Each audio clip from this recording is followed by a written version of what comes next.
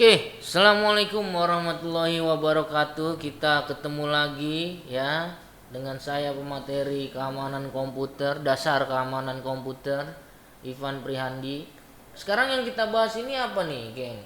Yang kita bahas adalah kita eh, penjelasan dulu tentang enkripsi sekarang. Oke, kita ngebahas sedikit tentang enkripsi. Saya yakin kalian juga tahu lah tentang enkripsi ini ya, dimana enkripsi tersebut adalah suatu metode sebenarnya ya. Jadi metode tersebut pengkodean sedemikian rupa lah sebenarnya, ngacak bla bla bla bla bla bla, sehingga keamanan informasi di balik semua itu aman dan dapat terjaga, dan bisa dibukanya ya ada dekripsinya juga ya, atau kebalikan dari enkripsi. Jadi ketika kita ada enkripsi, kita encrypt, decryptnya kita buat juga, sehingga ketika ada informasi yang pengen dibuka, ada decryptnya bisa buka. Ya bayangin aja kalau kita encrypt, informasi aman, decryptnya kagak ada, yang buat udah kelanjut waktu hidup di dunianya habis. Nah itu aman banget, sampai informasinya aja nggak ada yang bisa baca. Nah ini bagaimana ini? Itulah yang harus kita, ya jangan sampai ya informasi yang memang untuk disampaikan, namanya informasi ya. Informasi itu ya disampaikan kepada orang yang pantas atau yang dia tuju. Ya kalau diamankan ya dikasih tahu gemboknya. Kunci gemboknya apa? Terus juga kasih tahu juga pengirimannya itu lewat mana dan sebagainya. Oke, secara garis besar, enkripsi adalah suatu metode yang digunakan untuk pengkodean data sehingga keamanan informasinya itu terjaga dan tidak dapat dibaca ya. Tapi cara ngebacanya didekrypt dulu. Itu untuk enkripsi. Nah, sebenarnya enkripsi ini apa sih sebenarnya? Penting gak sih pakai kayak gini? Oh iya penting. Dulu itu digunain buat perang ya, atau kita coba misalnya ada satu persandian ya, contoh misalnya 8686 kijang 1 tupai lompat jatuh sedang diburu, ganti posisi ada di 56, tolong 78 bergerak, contoh seperti itu kan agar orang itu dia ngomong apa sih kan gitu ya. Nah dulu di zaman perang sendiri, enkripsi itu dalam bahasa itu sangat penting ya. Memang paling hal yang paling banyak digunakan untuk anggaran ya, salah satunya adalah gimana caranya kita bisa enkripsi mereka dalam sebuah pembicaraan bisa kita tangkap dan bisa kita analisa. Contoh dalam peperangan Amerika di Pasifik ya, mereka itu berbondong-bondong menyerang Jepang. Nah bayangkan saja jika dalam peperangan ketahuan lewat mana. Contoh kecil, oh ini pasukan kita lewat kiri, ketahuan sama musuhnya, udah dijaga, ketahuan berapa jumlahnya, ketahuan senapannya apa aja. Nah berarti tinggal kalau kita udah punya informasi itu, wah yang dikirim cuma 3 nih, wah kita kirim aja 5 kan gitu. Itu contoh. Nah sesuai dengan perkembangan zaman, bahwasannya memang didasari dari informasi enkripsi tersebut, maka dituangkan di media digital agar dapat dienkripsi informasi-informasi yang sangat penting.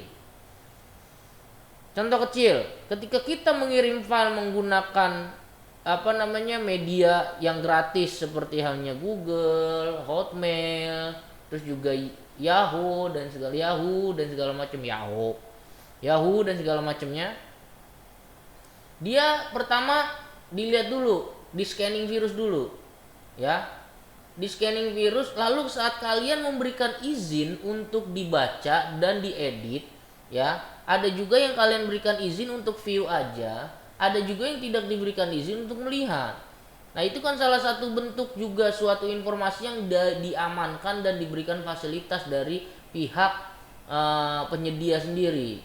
Nah manfaat dari enkripsi dari sinilah ya, kerahasiaannya itu dijaga. Pak kan bisa dijebol pak, yang penting dijaga aja dulu. Rumah aja dijaga, banyak tentara bisa kemalingan, mana orang dalam yang malingin, kan bisa kayak gitu. Nah terus menyediakan dan juga perlindungan integritas Dan selanjutnya lagi menanggulangi penyadapan. Terus juga digital signature. Itu salah satu enkripsi yang kita sekarang sedang dikembangkan baik ya, kayak yang signature atau tanda tangan digital. Ya, itu apalagi lagi pandemi seperti ini tuh memang sangat-sangat penting, dan mungkin memang sekarang sendiri malah masif ya. Nah, pertanyaannya adalah kok pakai enkripsi Pak signature? Lah coba aja kamu tanda tangan sendiri. Tanda tangan atas namanya direktur, yang tanda tangan lah lu lagi. Mana karyawan bukan, magang belum tentu diterima. Terus tanda tangan. Ini bagaimana ceritanya? Kan gak bisa juga. Next. Ya.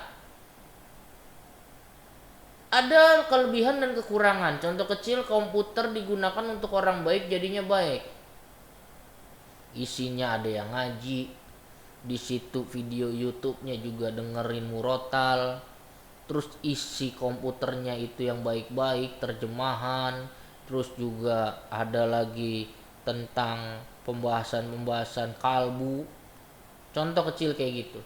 Kalau komputer yang cuma user doang, kok orangnya buruk, isinya buruk, nggak usah disebutin banyak-banyak. Contoh, kita lihat isi komputernya, di dalamnya banyak foto-foto dia.